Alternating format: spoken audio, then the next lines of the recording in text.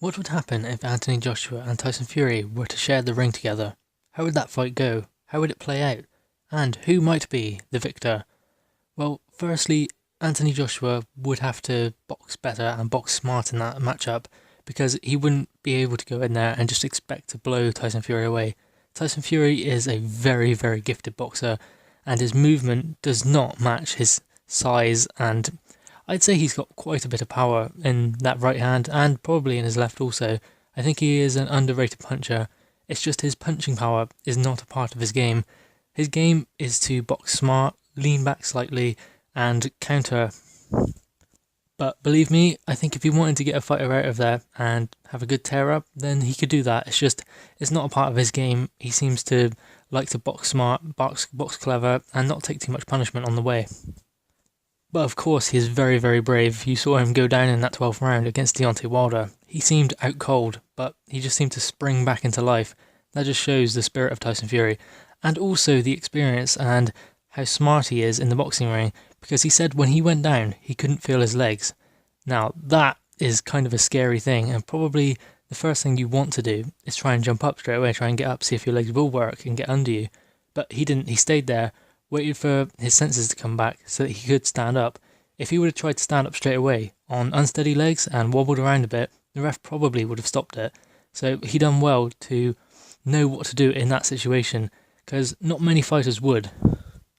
So I would say at this point that Tyson Fury probably has the edge where experience comes in.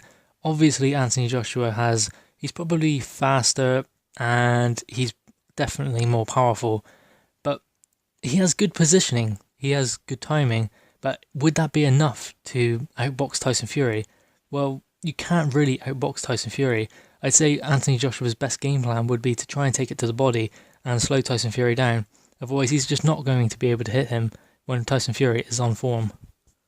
And as it is right now, I'd say Tyson Fury might nick a 12-round decision over Anthony Joshua as it stands right now, just purely down to experience, because Tyson Fury obviously is very hard to hit, he frustrates his opponents, and it's kind of soul-crushing in a way if you can't hit your opponent, maybe getting to the latter rounds, and you still can't hit him, and he's as fresh as he was in the first round, and that's what Tyson Fury brings to the game. But also, I am a big fan of Anthony Joshua, so he obviously has a great chance in that fight. I mean, I think it's correct. It's like rock, paper, scissors. Deontay Wilder, Anthony Joshua, and Tyson Fury. Each one has an opportunity to beat the other. On any given night, each one can beat the other. It's not like, say if you had 10 fights between all of them. I mean, it could be 50-50. You just don't know. It just comes down to what fighter gets in the ring on the night.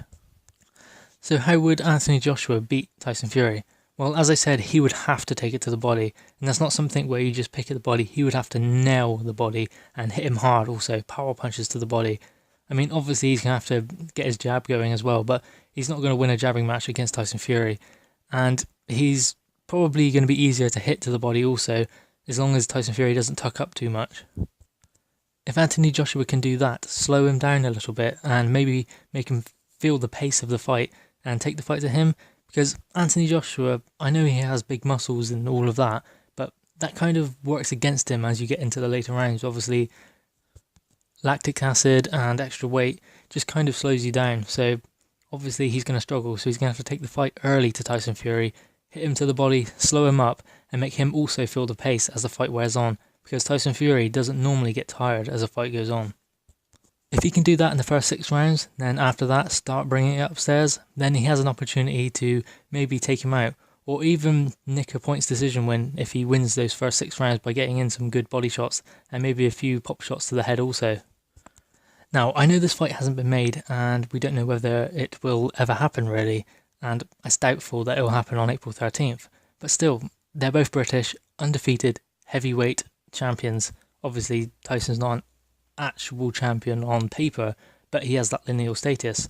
So, I mean, eventually these two are going to clash. They have to get in the ring together, and they're both fighters, fighting men. They want to fight each other and be the best of their era in the heavyweight division. So, obviously, at some point, their paths will cross.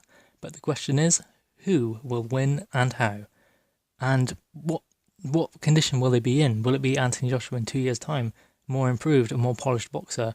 Will it be Tyson Fury in a year's time, fresh as can be?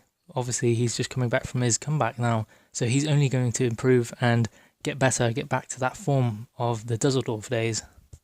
So I want to know your thoughts. Who would win and how? Please let me know your thoughts in the comments below. Please also like, share and subscribe to the channel Crunch Boxing and Sport.